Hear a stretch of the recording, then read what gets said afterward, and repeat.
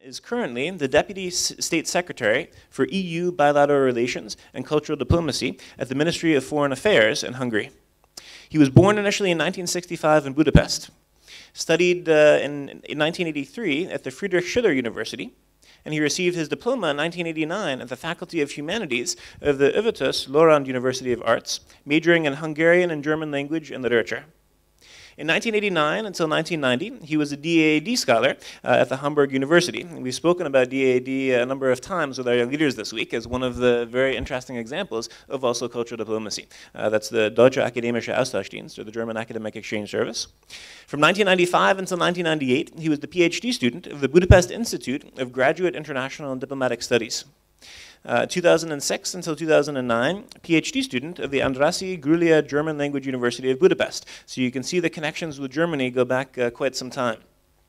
From 1988 on, he's worked in a number of different electronic and printed media, including the Hungarian radio, Heti Valiaz, and as well as Figyelő, and excuse me if I'm mispronouncing the Hungarian names. In this case, he was the editor as well as the lead writer.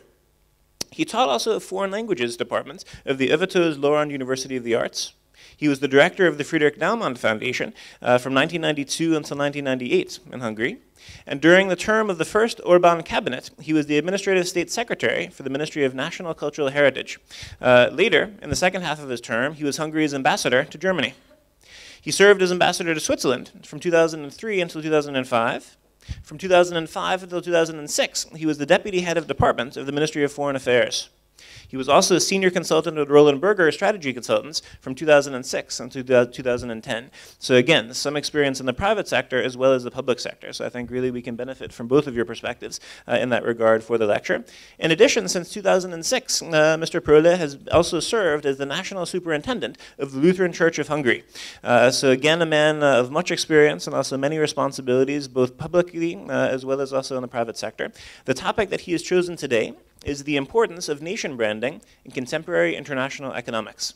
I'd ask you to please join me in a very, very warm welcome for Mr. Gergely Pröhle. Thank you. Thank you very much, ladies and gentlemen.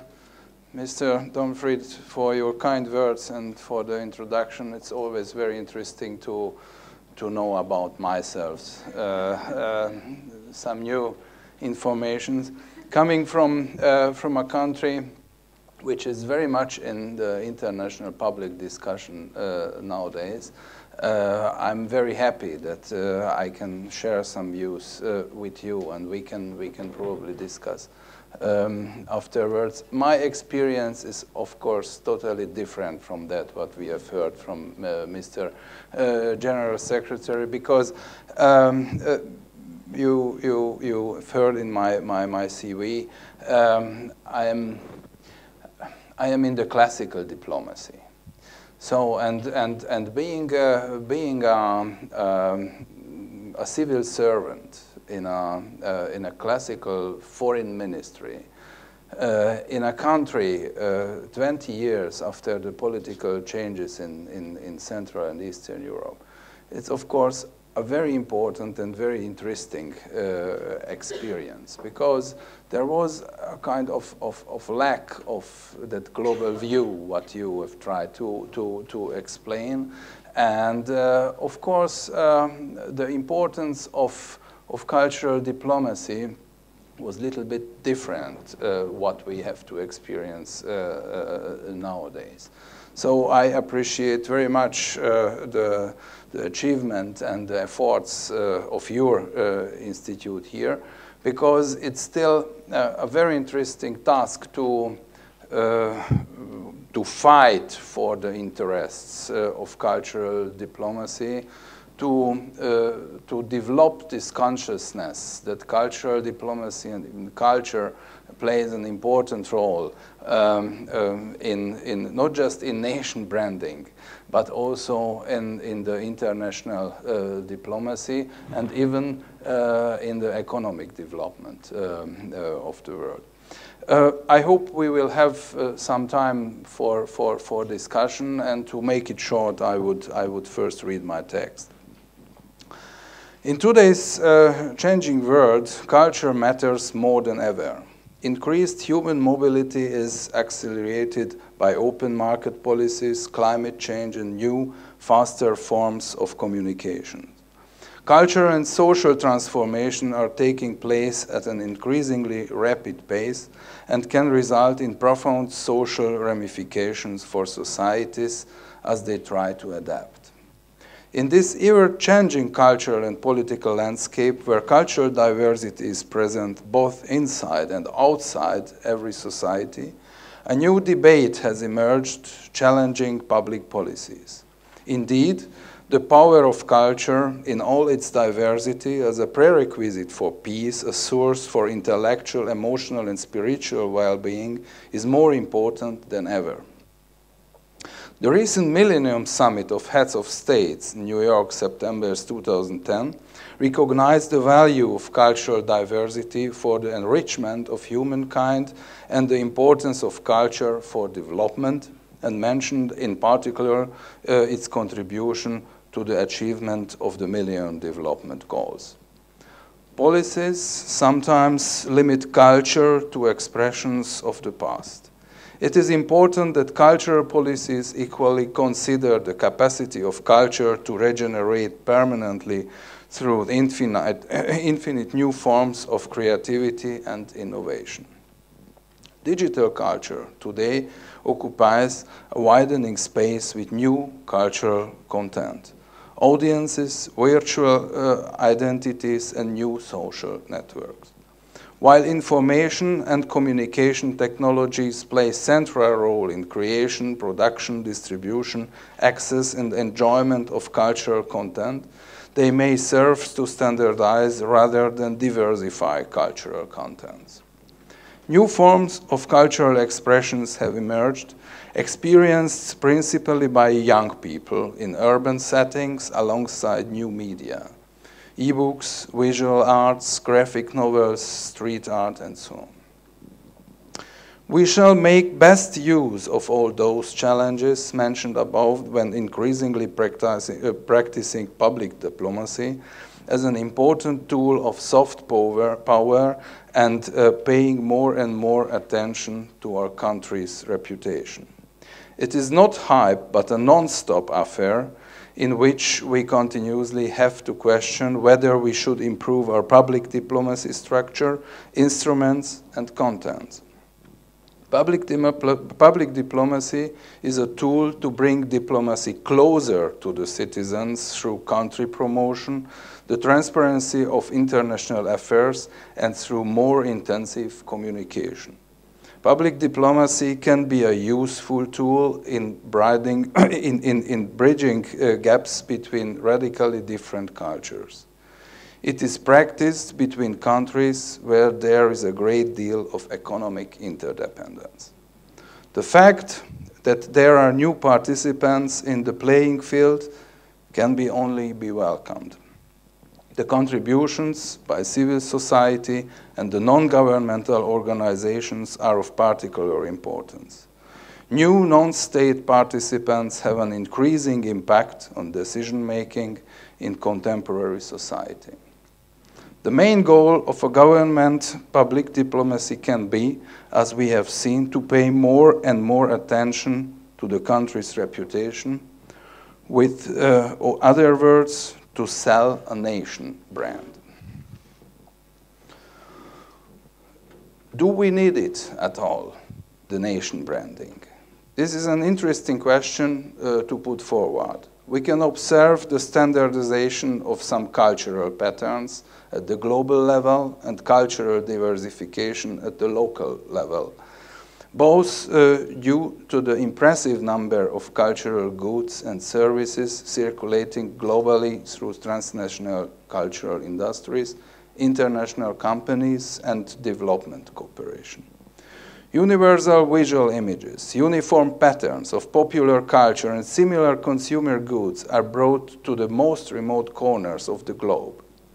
In this changing global landscape, we can speak about new paradigms of nation brandings, since a constant process of change and exchange among peoples, ideas, and creativity is sustained by intercultural dialogue. But let us look a little bit closer to the academic term nation branding. It was first coined by Simon Anholt in the 90s and refers to the application of marketing strategies to individual countries.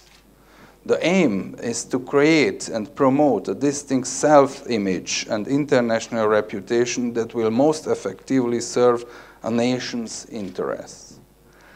The tactic has become especially important for countries aiming to carve out particular niches for themselves in the international system as global markets continue to expand and international competition for trade, investment, and tourism intensifies.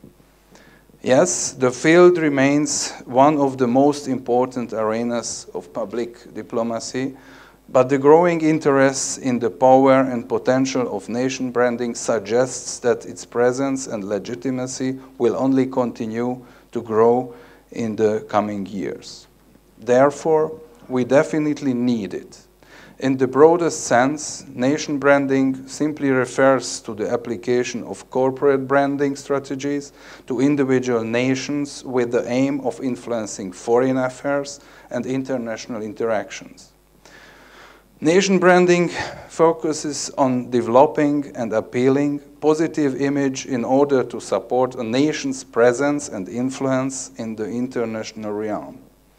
Nation branding recognizes the profound influence this instinct to associate nations and generalized qualities can have on a country's perceived character and standing in the world, and subsequently attempts to use these associations to the nation's benefit. Similarly to the way in which businesses use advertising to appeal to consumers, branding attempts to manipulate that dynamic in favor of the country's own interests. The specific goals of branding campaigns can vary according to the government's priorities, but they often focus on issues such as attracting foreign investment, facilitating trade, and more generally speaking, developing a more positive image abroad. The aim of nation branding, as outlined above, represents only the broadest sense of the term. Further specifications about what exactly nation branding is and how it is applied, it's a subject of heated debate internationally. We can go in details today. But while public diplomacy is still widely thought of being performed only by governments, there is a good deal of value in applying many of its principles to corporations. Corporate public diplomacy involves actively shaping the communications environment within which corporate activities are performed, and reducing the degree of which misperceptions complicate relations between the company and its customers. The question is whether a multinational corporation can carry a distinct national brand as well. The answer is probably yes. Everybody of the audience has, I'm sure, visited already an IKEA department store. If you become an IKEA customer, you instantly get to know about how special and how loving Sweden, the Swedish way of life is. You might even think that the products sold in IKEA must be Swedish. Most of them are Polish, Hungarian, or Vietnamese. But still, somehow, the brand the department store is selling managed to be so genuine Swedish that you would never doubt its originality. Ladies and gentlemen, I just mentioned that coming from Hungary is a special feeling because we have nowadays news in the international press which are sometimes not true and which are not a real contribution to nation branding nowadays. So from that point of view, it was very important to learn from the country report what ICD published just recently. I have read it really carefully, and I would like to make some comments on it. It is indeed true that Hungary is a relatively small nation within Europe. There are not many people in the world to speak Hungarian language. Therefore, Hungary can only reach a small circle of people with its native language. That means that Hungary needs to make more of an effort to engage in cultural diplomacy, since the country is not a huge economic power either. That is, Hungary needs to strengthen the role of its cultural diplomacy within the field of politics and foreign relations in order to achieve the long-term goal of enhancing its image and position in the international world. Hungarian culture, heritage, and tourism have to be made more accessible and have to be looked upon a marketable product by putting together the classical with the new. And how to do it?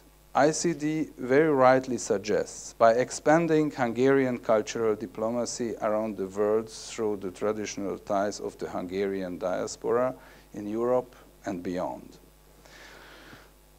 As of January 1st, 2011, anyone that can retrace their roots to Hungarian ancestry and that can demonstrate knowledge of the Hungarian language has the right to apply for Hungarian citizenship.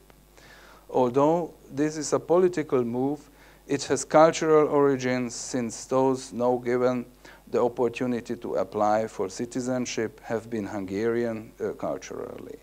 This is significant because of the fact of extending citizenship to many people is viewed as historically symbolic.